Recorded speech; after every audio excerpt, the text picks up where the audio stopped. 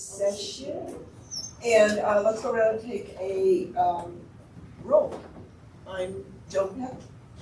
Mayor? Susie Logoferry, City Council. Marcia Martin, City Council. Eric Rodriguez, City Council. Jim Waters, City Council. Earl Dominguez, City Manager. Eugene May, City Attorney. Sean McCoy, City Council. Dr. City Clerk. Hey, great. I'm going to apologize for the last pre-session. I let the airport conversation go on way too long, so we didn't have time for Aaron to talk about homeless. But before I turn it over to him, Harold would like to ask the question of us. Yeah, so as we're preparing for the meeting on the 27th, when we talked to council, we thought we were going to be short one council member. And now it looks like we're going to be short 2 council members on the 27th.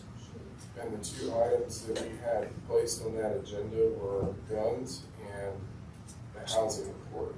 And 1 council member we can deal with, 2, I think that's going to be hard in terms of getting direction. And so under our rules, the city manager can cancel the study session. And then we would just have to take those 2 items and move them. 1 probably in, 1 probably out. But we can work on that. But for those 2 items, I really need Direction. at least 6, preferably 7 on that. So wanted to see if there were any thoughts from you all. Are you suggesting that we cancel that meeting? Yeah. Okay. Fine with me. Same here. Yeah, I think we need to have as many people as possible. Well, when it's topics like that, I think it might be beneficial to also is it always best to have it in the middle of the very end of the summer, June, going into July, when people start to try to take some maybe longer breaks and associated with the 4th of July, maybe family time. So that's not the worst case scenario. Yeah, part of it we're driving timing. So the gun issue, there was a timing on June that the council set. So I know Sandy's working with Zach that we could potentially move that one to the 20th, Dawn. It's already moved to the 20th, so they were seeing if they can move that to the 20th, so I can slide the gun discussion in, and then the housing needs assessment I will move out, which may help us a little bit as we get into the LHA meeting. What you will see is we've now been privy to market assessments as part of the housing projects that we're building. And we're seeing a weird disconnect between the housing needs assessment and the market assessment that we're getting that the lenders have to use. Mm-hmm. So we're kind of driving hard to figure that out by the 27th. So if we can slide that out, that could potentially help us. It's hard for us to slide anything in just because of what everything else is setting in the queue. So we're going to cancel the 27th, and we're not going to be on the 4th. Correct. And I'm going to be gone on the 11th. Okay, so we'd probably move the housing to the 18th. You don't schedule around me. I'm just letting you know I'm going to be gone on the 11th. I'm going to be gone the 11th too, because I'm having knee surgery that day. Schedule around him. Yeah. Sorry, folks. So if we can slide the gun to the and that's the legislative backup from Eugene, or no, that's the legal backup from Eugene, the legislative backup from Sandy, and then the police-oriented issues. And I guess I asked them last Thursday when we saw this start occurring, can we move it to the 20th? I guess the answer is yes to that. So that's the 20th of June. 20th of June. And then there's the housing will slide to the 18th, which... Can we do something to not end up short a study session? Can we do some doubling up? I don't know, but, have a long-standing gripe that we don't do enough study session stuff. So, I'm just getting my complaints in. On the 18th, we have July 18th. Is a study Is a study session followed by an LHA meeting? We did add that one in there. Yeah. Yeah, I think what hit June was normally when we added the second public forum, that killed the study session, and then in June, it's even more complicated with CMO. Yeah, and it fell later, so that's part of it. If we were to list on the whiteboard all the big issues we need to address between now and September 1st, the ballot questions would be on that list. Do you have some sense housing? I mean, it is probably comparable. I mean, these are pretty significant issues, Right. and we have got to get before September 1. Whatever the ballot questions are going to be, have to be what. So, preferably by the end of July, right? So Yeah, I was kind of looking at July 11th for the ballot questions. You and I talked, and again, needing everyone for the ballot questions, I started working on sliding that to the 18th, so I can make sure, especially now with the knee surgery. So, I would look at ballot questions on the 18th. Depending, that agenda didn't look too bad right now, so I would think ballot questions and housing on the 18th in general business. If we needed to, we could look at doing a pre-session on the housing before the meeting and still accomplish the same thing, so we can work with schedules to do it. It's just, the 27th, just those two items are so significant that I think it would be best to have at least 6, preferably 7 council members. The ballot questions are pretty significant too, and we have seemed to have created a situation where the arts and entertainment people are gagged, but the library and sports people are out there going to town, and that should really be fixed. Why are we doing it? Why are we doing it? So, What do you mean? Well, that's because they're gagged. So, there were some different options that have shown up that we're evaluating, and so we're getting different numbers on some of the other options. And until we get some of the numbers, it's kind of hard to talk through some of those things. So I'm meeting this Friday to hopefully see where we are on some of that, and then I want to meet with them, the board, after that. So Friday's really the day for me to kind of understand some things. Right. So, we have a consensus here that we want to, not have the 27th, that we cancel that. Yes. Yeah. What does the short mean? Like a difference? That's what the short means.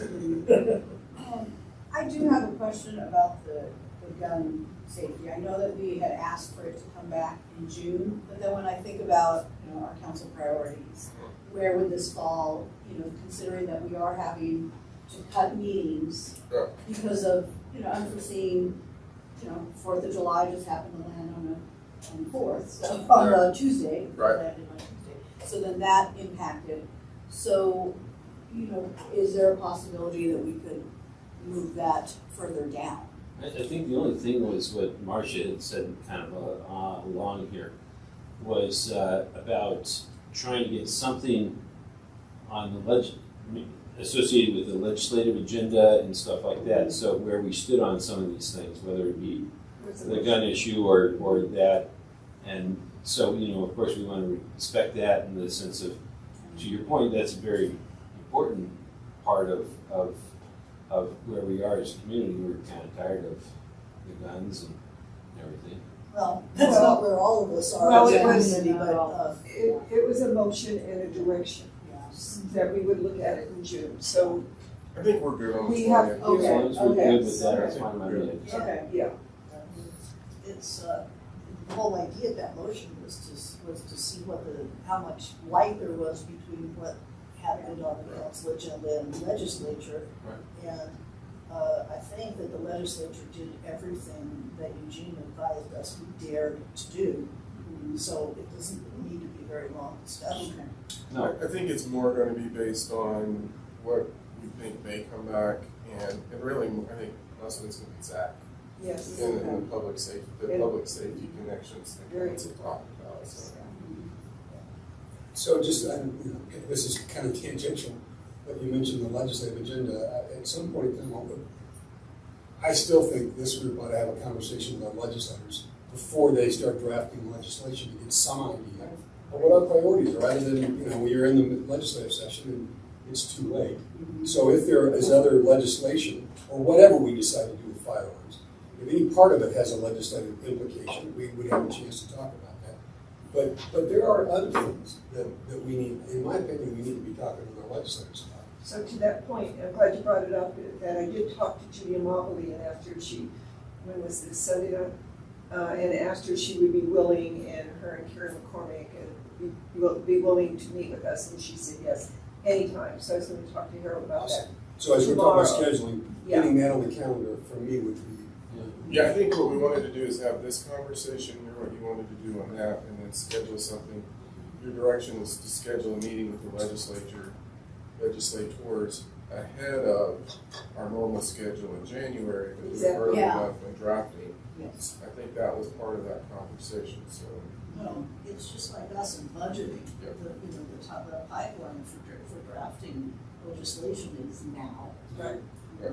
So I think, yeah, we can definitely get that agenda set aside.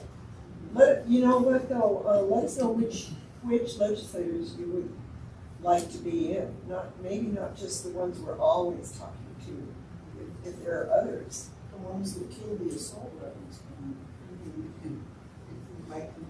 So anyway, is that it here?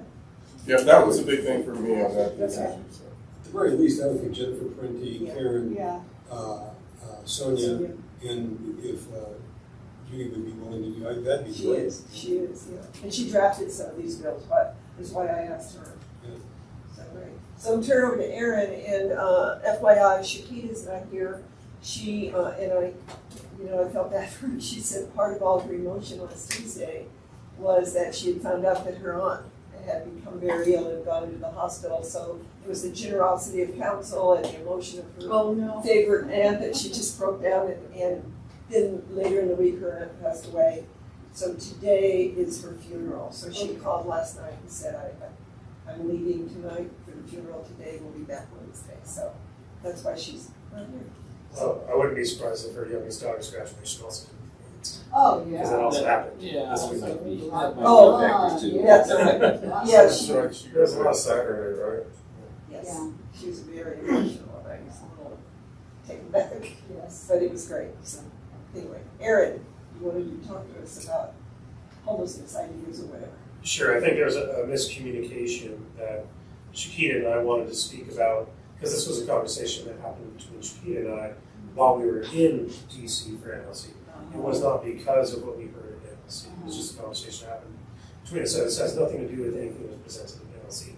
It was the idea that the city council has generally built consensus either through retreat or through similar meetings like this on issues such as housing and childhood education, transportation, as our roadmap or the house that we're building, Our framework. our framework. But as I think we all know, one of the biggest issues that comes up for all of us is the unhoused and homelessness and what we're doing or not doing about it. And I don't feel that we necessarily all sat down with each other and truly had the conversation outside of the confines of a real council meeting with the rules and procedure that we have. And so that was the conversation that Shakita and I had, is that we thought that it would be a great idea for us to sit down and because there's some preparation that we got because of the last month, where Ellie Bear just sent us all the funding that we sent and all of the different outreach sources and things like that, that we're kind of prepared to have a conversation that says is that as a council, are we happy with that list? Or is there something else? I know Marcia's talked about kind of like, I don't know if you call it a resource center or whatever, where there's, it's not necessarily not a shelter, but it's, I don't know what you call it, a resource center. Something like that, right? Yeah, something like that, and Jennifer Libovitz is loose ends at the moment. We're Right. starting to work on the next Yeah, she's nonprofit. nonprofit. brought with me forward. And she had some remarks about the recent presentation that was given to the faith leaders. Right. Because she's got two big things. One is temporary shelter, isolated temporary shelter as opposed to group shelter. Increases the opportunity for addiction, and so she's not sure if she likes that model. Sure. And the other one is, and people are touting what Denver has been accomplishing, but Denver is a city and county, so Right. they control all the different resources. And I think we need to talk about replicating the Denver model. Her idea is you're never gonna have, you're gonna miss all the epiphanies that made people turn the corner and decide to go into rehab or go into, a work housing or housing first program or something, if you don't have some base time. And so all of the service deniers never get that unless they are detained. But the only detention we have now isn't working because it's jail. And jail does two things. It turns people away right now, and if it doesn't turn the people away, it's treated as punishment, Sure. which is the wrong thing. And they don't necessarily, they're not resource providers Yeah. necessarily. Right. And so that, I know that you've had some ideas, you've talked about Jennifer's ideas.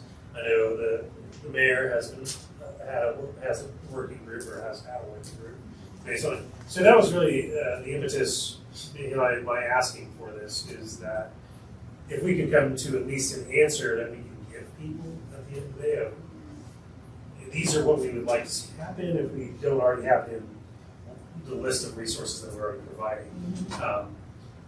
And not having heard every voice on council, I can't give that answer personally. Somebody's like, what's the council doing? Well, there's some different approaches. This is what the city's doing currently, but I can't give a solid answer. We're happy with what we're doing, we're unhappy with what we're doing. So that's the point. Always examining what we're doing. And I have been working on this under the radar, to be quite honest, but with staff and my working group because of the pushback that we've had since I've been on council, since 2016, about if you mention anything, it's NIMBYism, or the paper was Jones going to have shelters all over the city. You just think, come on, people, stop. So we actually examined the pellet structures and the Arroyo Village. Village, Dolores Project, which we were all invited to tour, and just exploring ideas. And with the church meeting, now we have churches that are coming out and saying we're interested in this and this and this and this.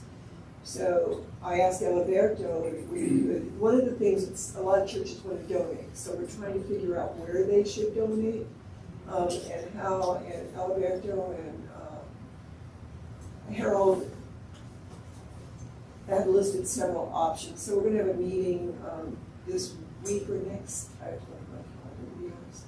So I said, where's that list of options on donors, and have the pellet people come out and talk to the churches, faith communities that are interested in pellet structures.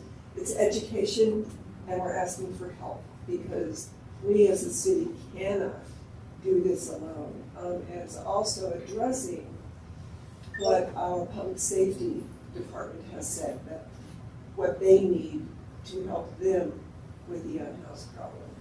But also, Harold, perhaps sometime on your schedule, we need to talk about the Arroyo Village and what is that, because it encompasses some of what Marcia has been saying. I think we're all kind of saying the same thing, but I think it's time, to Erin's point, that we have a big discussion about it. But I personally want to put out, I'm going to have another meeting with the same churches and say, thank you for responding, here's what we have found that you're interested in.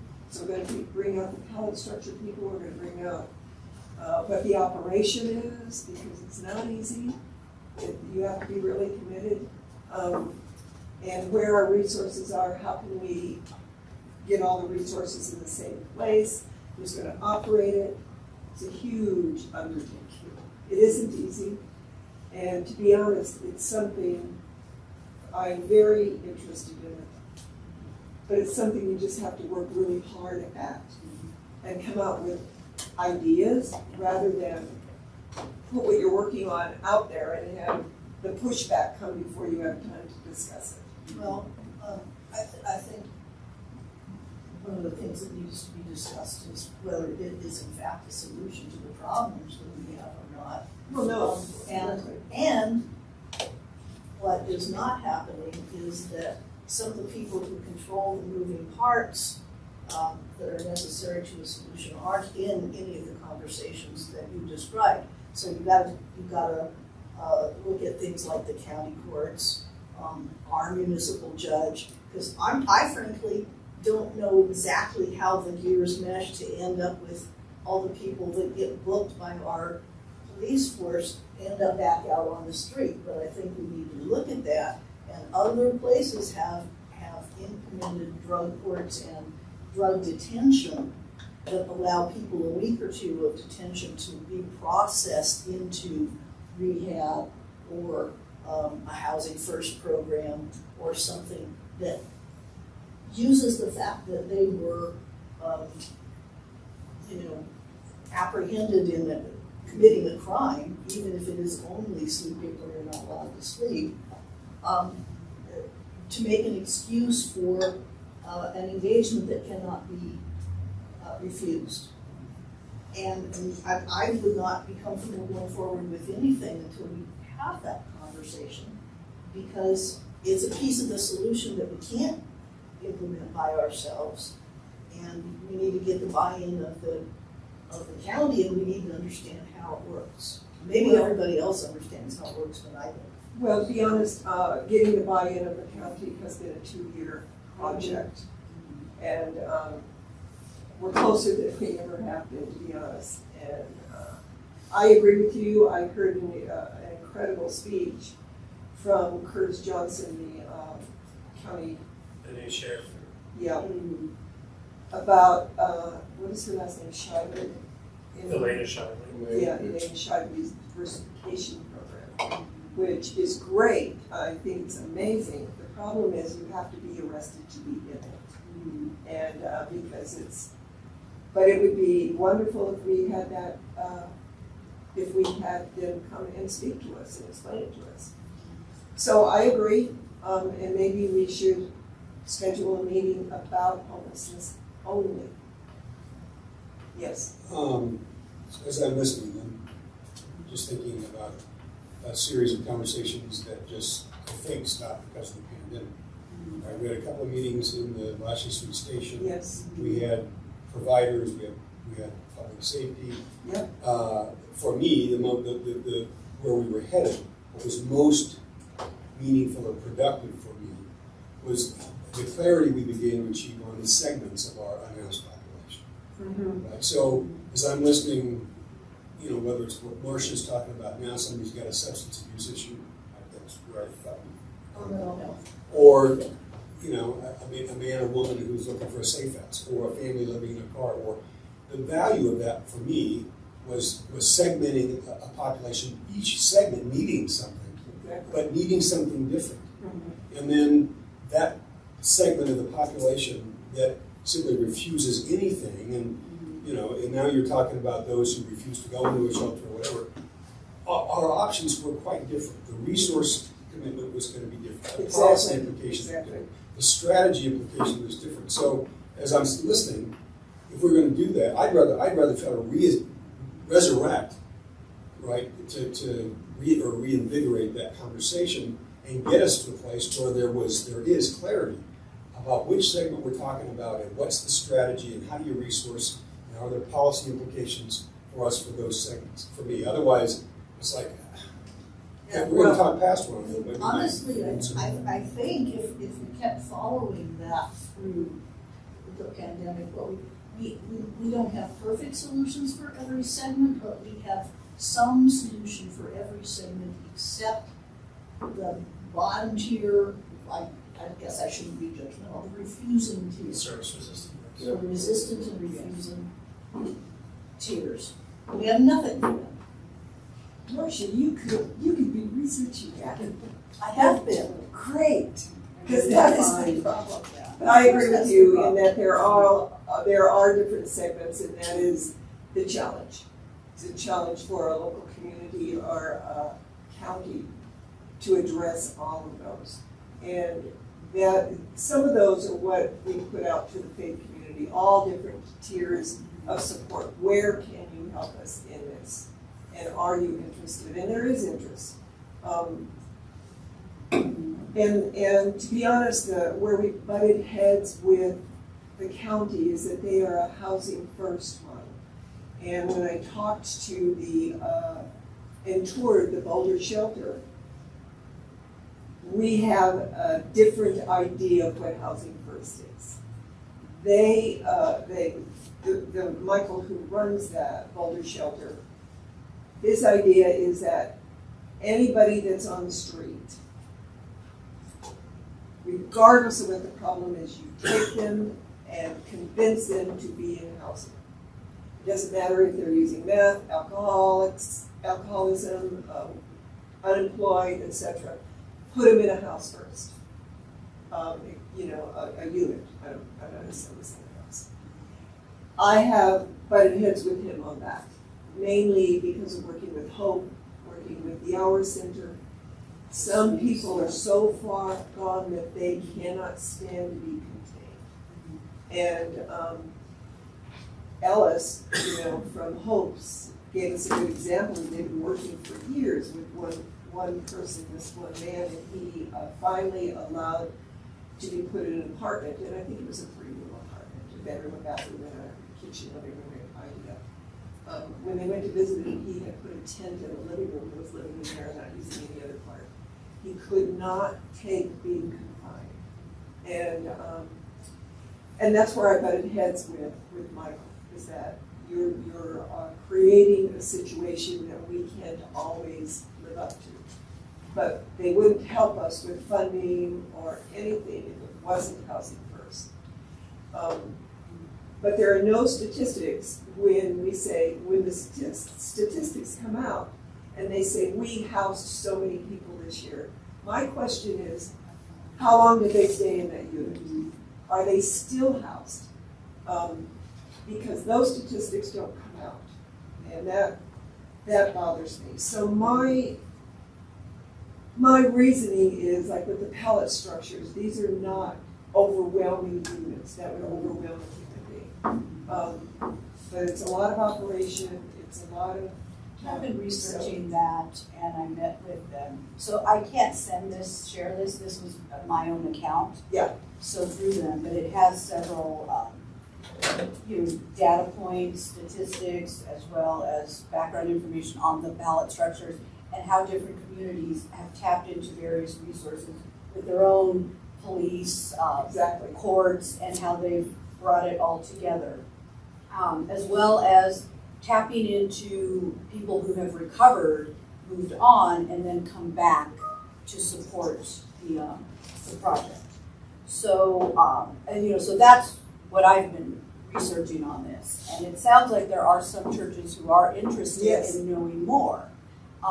And I definitely agree that we should have Elizabeth come out and share. I'd be happy to participate and share what I learned as well. But we have to have different things to meet different needs. I have family who struggled with drug addiction. Yeah. And it is impossible. And it gets to the point, I've talked to friends too, who've also had situations where they're calling the police. I need them in jail because I know that they're not out there doing drugs, committing a crime, that they are confined. Right. And so, but Boulder jail, I'm like, well, the best bet is that they call well police. And Boulder Valley, they can't. It's like they let them out on PR bond, and all it does is just cost a already a traumatized family and individual even more money because of the court fees and going through the system. So there's that component as well. Okay, Aaron? So just real quick, from what I've been hearing so far, just listening, is that we are well resourced in a lot of ways. Yes. Right? We've tightened up a lot of our ordinances from a public safety standpoint to, I think, a high point before we start really getting into possible litigation from like ACLU against Boulder, as an example. So we're riding that line pretty closely. So I think from those points of view, what I've been hearing is that the biggest hole is dealing with the service resistant portion Yes. of the unhoused population. That's what I'm kind of Right. hearing, you know, in different ways. Yeah. And that's the most difficult, obviously, to deal with in a lot of ways.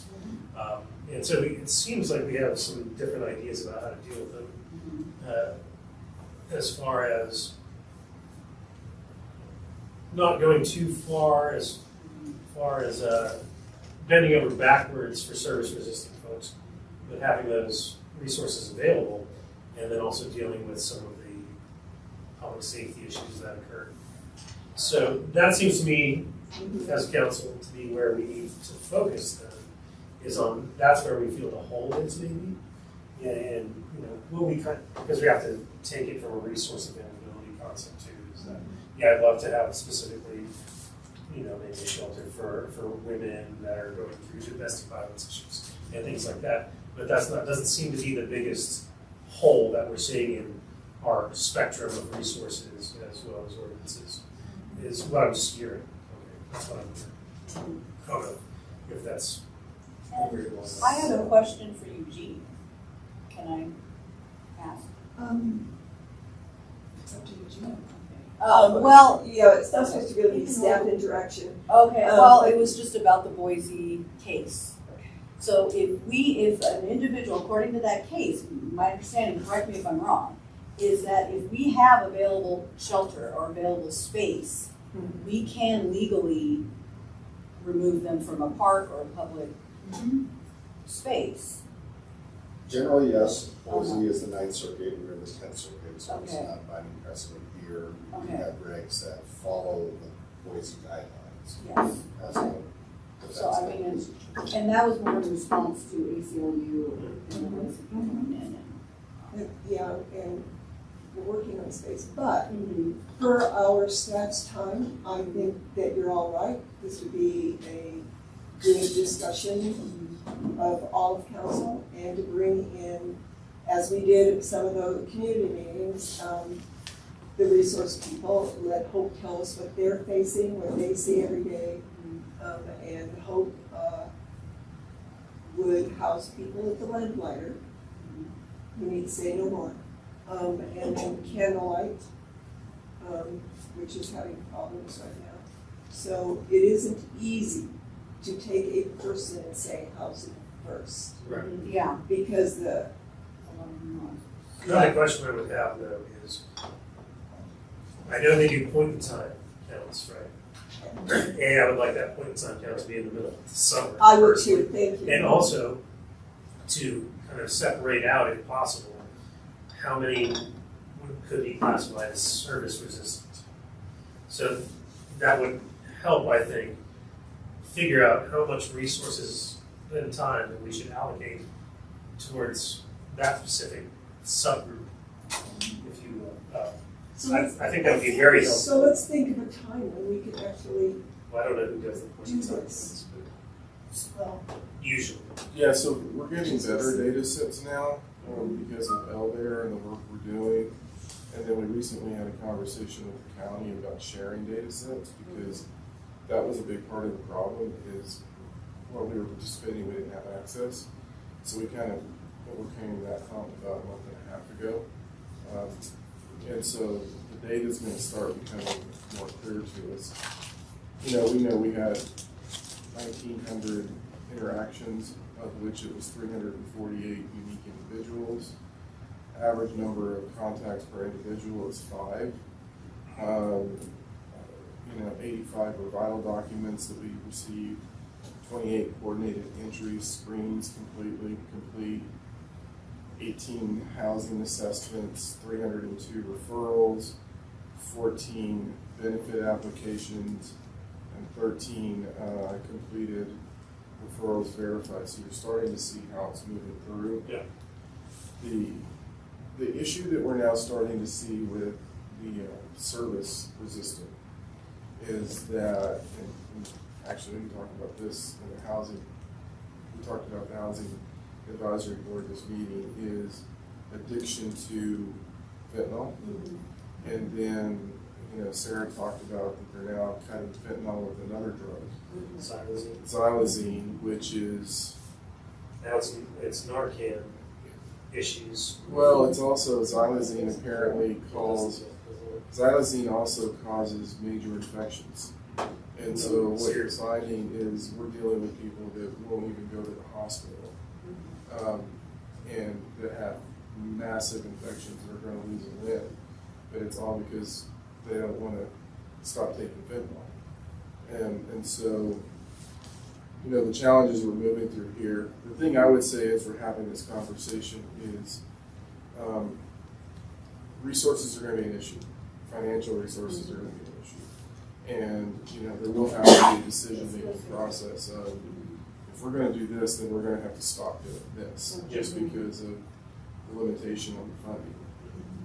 I'd like to put in, that we've used service resistant, service defiant, which are like the guy with the abscesses, or also like the guy that was pitching his tent out there, who really doesn't have any problems except he thinks this is right to be out in the open, but can't on public property, and he's an activist. Those are service defiant people. I think that what was presented to the faith community is maybe the upper half or third of service resistant, because it's people whose resistance is based on a barrier, right? They have agoraphobia from being homeless for such a long time, or they have an attachment to a pet, or an attachment to a person, because a couple can't, regardless of the nature of the couple, they can't sleep together at home. And, so all of those lower those barriers. I agree with that completely, but if we can separate and offer to people who want to work, who want help, that would limit the interaction of the severely unhoused, who do not want to be unhoused, interacting with people who really would like to be housed, and that would help all of us. So I have two more things that we need to do. So can we think about if anybody wants to make a motion at some time, maybe, I don't know when the time would be, it would be up to staff, to have this discussion and make it only this discussion with motions in this session? No, I'm talking about at some point. But maybe like designating a study session specifically only. I like that. I like that. And decide who we would like to come and present. Yeah, that's an important part of the discussion, because I think that the usual suspects are leaving out some important voices. Well, I think Jennifer Limovich is a great resource if she's willing. Okay. Brian Forbes. Brian Forbes, okay. And because of his experience. Well, because of justice reform, and because, he could speak to the idea of drug courts and drug jails, that are more like rehab, less like jail, but you have to be arrested. Well, That's that diversification. Yes. Let's just say anecdotally that the top third of the service resistant defiant is kind of the low hanging fruit. Obviously, that's the first thing you start. Usually. Well, is it because? Well, it depends. I mean, they're not the ones that get the residents up in arms. they could be still. Yes. So let's get the experts like you suggested. I think that's a great idea. And whoever wants to make that motion, you want to look at the calendar yourself to see what's going to decide what study session. Well, next week the motion to be made at actual city council. Of course. Yeah. And then, but in that time, we can maybe, put it or figure out amongst ourselves a list of speakers, and then when the motion is made, we can ask for to send that list to the staff members. And I think we gotta be very specific to the speakers that we're not asking them to give an overview of what they're doing. We're asking them to give us their opinion of where the hole is. Yeah, the behavioral issues that we're talking about. Yeah, that we wanna know that what they're seeing, what their data is telling them in regards to what that we were referring to the hole.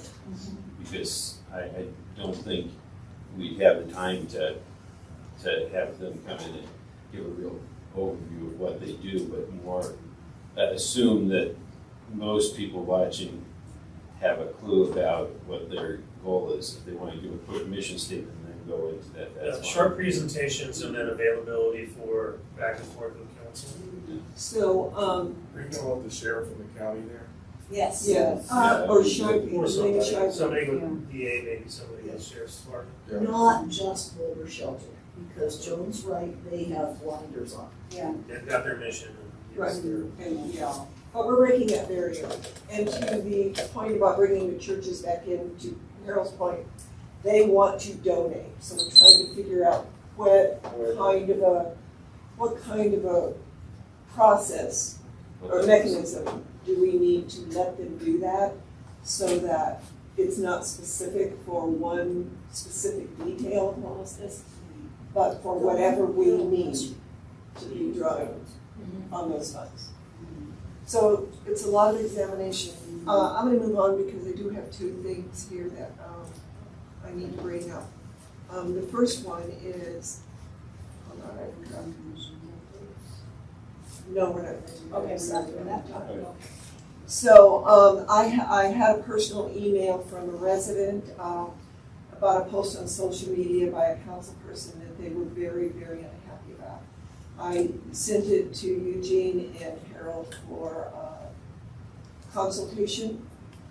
And so I have to address it, but we are a self-policing body. It is not up to me to address this, so I'm bringing it to you. I'm going to hand you I made a copy of the post. So I want you to read it, and then we're going to go around the table for comments. But there are some questions I want you to answer while you're reading it. First of all, is this the type of behavior we expect of our counselors? What action should we take, if any? The possibilities are do nothing, reprimand, censure, remove as liaison from boards and commissions. Those are our options if we have any comments at all.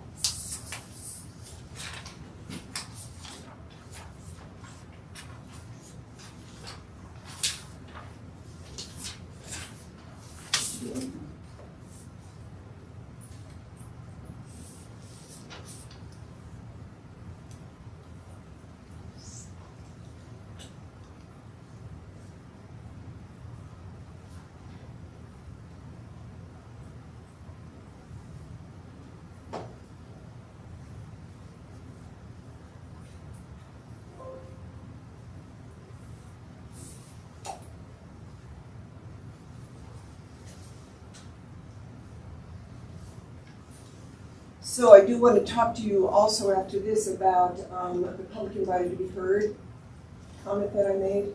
So let's make our comments on this succinct, and then your action, if anything, you want to take.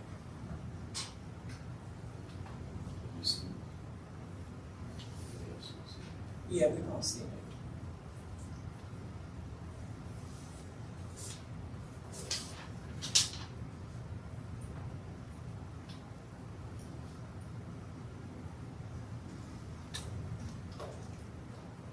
So the email I got said, is this basically what the employees of the city, is this accepted? We are not employees of the city, we're employees of the residents. So, Marcia, I'm gonna start with you. I think you should. First of all, this is taken extremely out of context.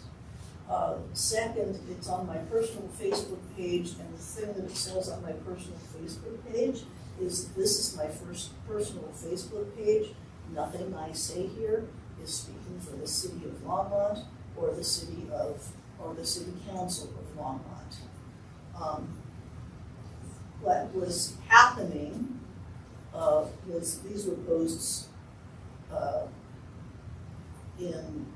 about the incursion of homeless people into Dickens Farm Park right before Memorial Day. And everybody was upset because they were scared of homeless people and they wanted to go tubing. And the discussion was about constitutional rights. They were saying, why are these people there? Why don't you just run them out of town? I said, well, you know,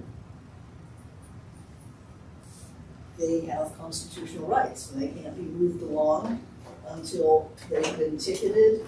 I went back and forth with the Rangers and police and Herald, all about what could be done and what could not be done. And was, you know, essentially trying to say you have to treat homeless people like people. And I don't remember what the previous thing was, but yeah, that you don't want our systems to work. You know, that was the accusation that Pinsker had made to me.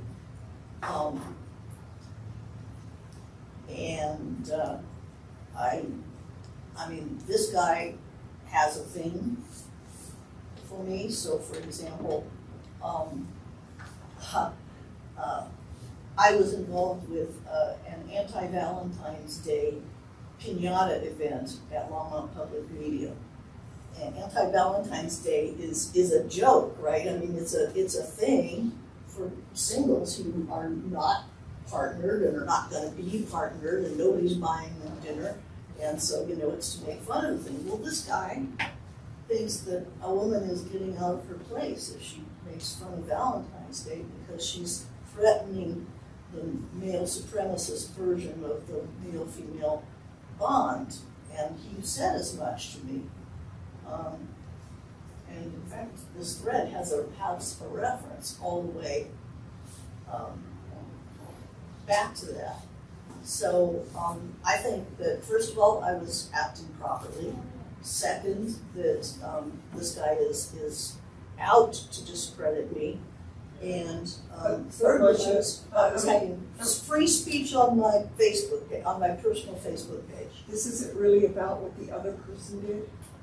This is really about your post. I guess I have a question. So, Aaron? Well, no, see if we can walk folks away else. Oh. Unless they're here for this. No, they're not here for this. Are you here for the LHA meeting? Yes, we are. Okay, then we haven't started that. Okay. We were just. That's at 7. Oh, you're fine.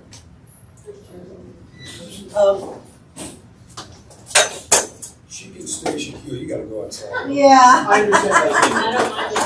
He may have some chairs over Oh, here. Aaron? Or Sean? I guess my question to Marcia is that if one of us had said all the stuff that you had said, you know, and posted all of that saying this was our private Facebook page and everything like that, but the tables were turned and it was one of your colleagues here, how would you feel? I wouldn't have a problem with it.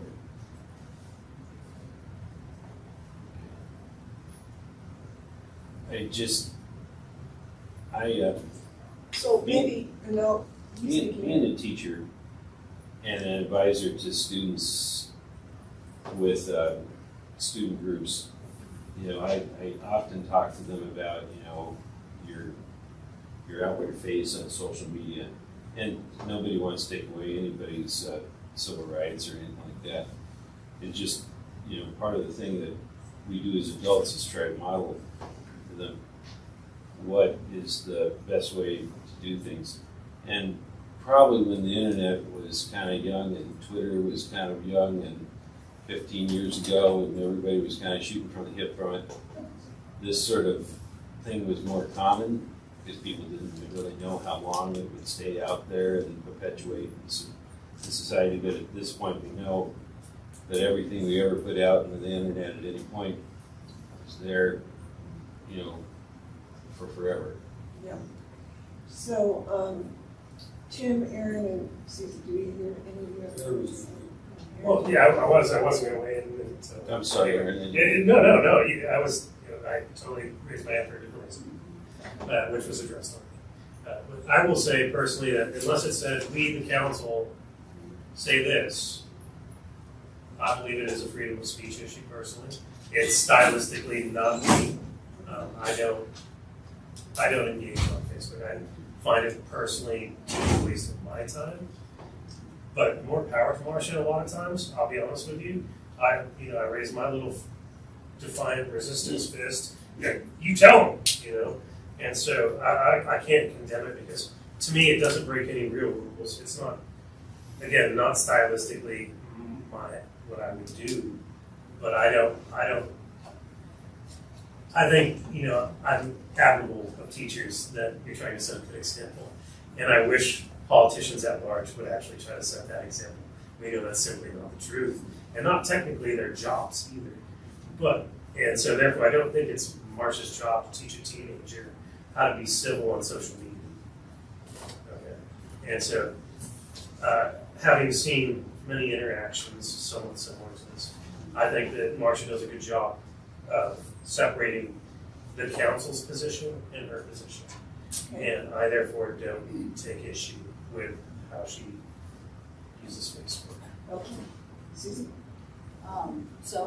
Thank you for bringing that up about, because we do teach digital responsibility. Citizenship. Yeah, citizenship, so it's under digital literacy, but a portion of it is on our citizenship and conducting ourselves. One of the frustrations that I've had since being on council, and this is not in relation to your particular, but, and I think I've had conversations with you, I know I've had conversations with Sandy, is, and why my desire of seeing our rules of procedure updated that includes a social media component.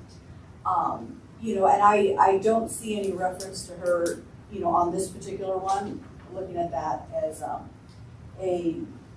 her identifying as a council or, to what Aaron's point, that we are a council, that we as a council believe this.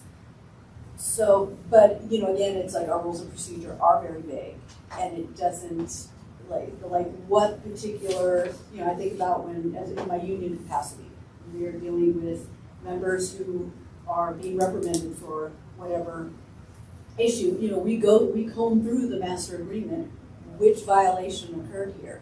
We stroll through our board policy, what component was violated here. And as I'm kind of scrolling up and down our own rules of procedure, what violation specifically can we pinpoint here? Because then it becomes our own personal assumption of, okay, well, this person said this, and then therefore that's a violation. It becomes very subjective. Okay. So, yeah, my feeling is we need to update this. That includes some kind of social media component and how we address that. Yeah, and again, this is not how I would. I don't talk on Facebook very much. So you're okay with it? Under free speech? I think, there is a fine line between that it is free speech. Okay. Yeah. Tim? Well, it's not a fine line for me. I don't care, honestly, what any of you put on your Facebook pages, unless you were representing me or city council in doing so, then I would care about it. Marcia can, whatever Marcia wants to do with her Facebook page is up to Marcia. Okay. Personally, I spend a lot of time in social media space. And if I was gonna, here's just the honest truth, Joan. If I was gonna make a list of things that I think to be egregious, that are far more, for me, a much bigger issue than this, are things that happen in the council chamber that we do in public, honestly. If I was gonna pick off things to take on, it wouldn't be this. Well, I just have to answer this resident, and I'm not gonna do it alone, so I wanted your opinion. My response would be to say, if somebody wrote me an email complaining about any council members, Facebook page, I'd say, social media is not the purview. We don't have policies that govern social media. That is you, it's the Wild West. I would spend a lot of time there. You can communicate directly to the council member, to Marcia, in this case, Marcia Martin. Write your letter to the editor, do whatever you think you need to do. Go run for office. Go support a candidate. Okay. But you gotta have an address, not a P.O. box to do that. So. Go support a candidate. I said tongue in cheek. I'm just first, personally, I just don't think, and I think if we start down that path, then if I get emails about you, about other council members, do I bring that here? Somebody's complaining about something that happened or didn't happen. Well, we brought this up in a retreat about social media. Yeah. So for me, this is a good place to start as we look at rules of procedure, as we look at decorum. We now have an opinion out there of the majority of council, and that's what I wanted. This isn't me either, right? In terms of No, I would never say those things to anybody or anybody. Really? But- Except me? For me, No, your language. Well, listen, No, Marcia, I haven't given up the floor yet, have I? No. no, excuse me.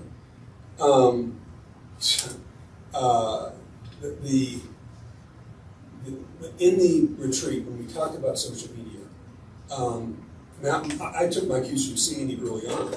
If you do this, actually, I've seen Aaron postings from Aaron, right, with information about the city, which he does a really good job of.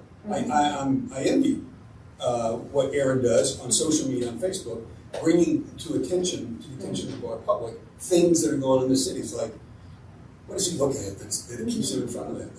So I appreciate it. Thinking I might do the same thing, but the caution from Sandy was be careful, right, on social media because of what you can and can't do and who you have to allow. And I said, screw that. I'll let him do it. Right? I'm just not Exactly, getting me to too. it. Right? And I'm going to not spend much time on social media. Okay, But I think so it should that be. direction. Marcia's. Yeah, I think I deserve Today, a there was final a statement. But it's case not final. that brought, that said that public officials can now block people that It's there. just And my recommendation to you, and I wasn't trying to be critical in the sense there in regards to, I probably wouldn't use all this colorful language, but that's your business, to Tim's point too, and Aaron's. But I would probably block this guy and get him out of your life because he's clearly a irritant. Yeah. So, Okay. I have a couple of questions. So one, I was recognizing that. Was this on your personal page or Voice of Longmont? It was Voice of Longmont. Okay, So so that's my personal. that's your identity. personal account. So that's, that is also a factor. The other, and I was gonna ask a question and I totally escaped my mind. Okay. Oh, I guess, no, it was the impacts to staff. Yeah. That was the only thing that makes me cautious about ever posting anything, even if it's something very benign or informational, is if it is not totally, I get worried that if it can get taken out of context or escalated, the impacts that it has on the calls that staff receive. That would be my only concern as a word of caution. Okay, Marcia, we're almost done. Hurry. Yeah, so I guess the thing that I would like, so we're looking at, I said, this is a stupid way of looking at the world, and do I have to be a freedom-hating authoritarian hothead to do my job? And it's almost as if those are the only things in the post. But really what the post was about, Marcia, I'm going to cut you off there because. you do that Yeah, a lot. I do. And the reason is what I wanted from this group, and I got it, was not what the other person said. That's irrelevant. No, I It's- wanted to talk about what I said, Joan, Okay. all right? What I wanted to talk about was we don't have the right to run homeless people out on the rail. That was the statement that preceded this, and it resulted in me getting called, no, it's gonna take longer the more often that I'm interrupted. That me getting called someone who wanted chaos and wanted the system to break down, Thank you. So that was, so you think because I defend the rights of people equally that I don't want our systems to work? I want our systems to work. The truth is that everybody, the city works as hard as they can to make this a good place. Part of keeping you all safe is helping you understand everyone's rights and responsibilities. Do you know that nobody called to complain about the campers? And that's the citizens' rights and responsibilities. If I had not responded to the Facebook Dickens reports, because nobody bothered to call, they just went and posted it on Facebook, then other things going on elsewhere in the city by the testimony of the city manager would have been prioritized above this, which meant these people would have continued to be unhappy.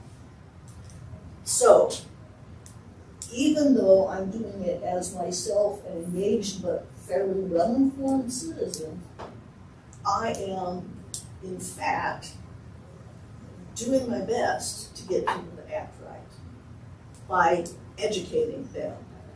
And if you look at that dialogue, that's the string under that post, go count the likes and see who the public in general agrees with. Count them.